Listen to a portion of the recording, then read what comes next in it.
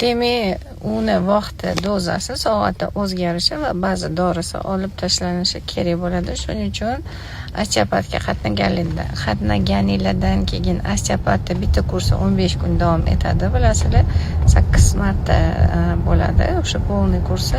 8 marta qatnab bo'lganinglardan keyin albatta повторный diagnostikaga kelishinglarni va dorilarni vaqtini, soatini korreksiyalashinglarni so'rayman. Bo'lmasam bolalarda ichini buzilib qolishi yoki bo'lmasam bolada aytishyapti, Salmat opa ichi ko'p kelyapti, 6 mahallab kelyapti, lekin holi ketib qolayotgani yo'q.